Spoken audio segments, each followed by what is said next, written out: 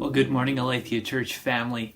Today in the Daily Five, we're going to start a little series entitled What God Isn't.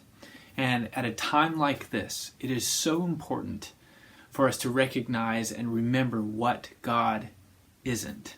The passage we're going to look at today comes out of Luke chapter 21, and it recounts a conversation between Jesus and his disciples. And it says this, Luke 21, verse 10 and 11, and then we'll also read verse 28. Then Jesus said to them, "Nation will rise against nation, and kingdom against kingdom. There will be great earthquakes, and in various places famines and pestilences. And there will be terrors and great signs from heaven." Verse 28.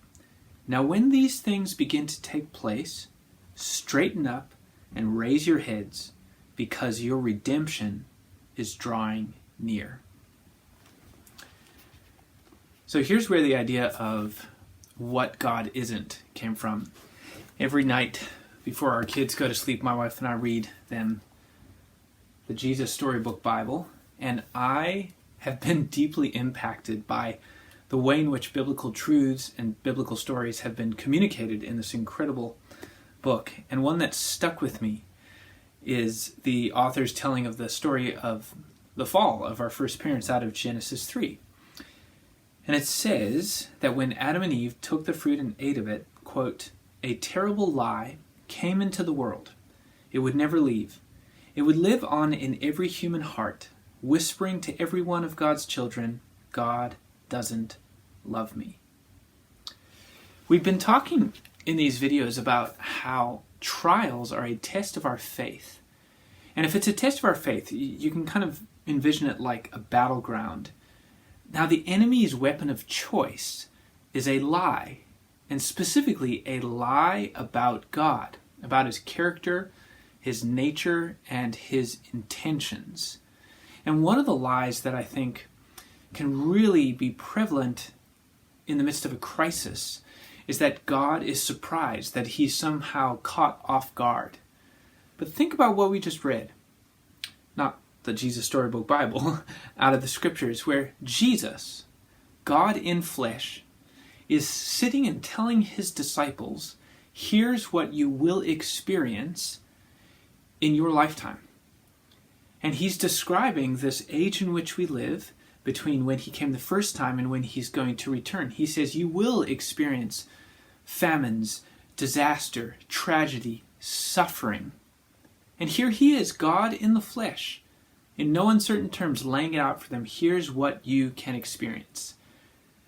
Now, at that point, it raises a whole bunch of other questions, but just pause for a moment and think about the fact that if Jesus is saying this, it means that God isn't surprised. This is really, really good news. And here's the effect he says it should have on us. In verse 28, it says, "When you see these things begin to take place, straighten up and raise your heads." The opposite would be to have slouched shoulders and slouched heads, and it's a picture of despondency. He says, look, God isn't surprised. This is part and parcel of this stage of life before Jesus returns. Straighten up, stand up straight, raise your heads.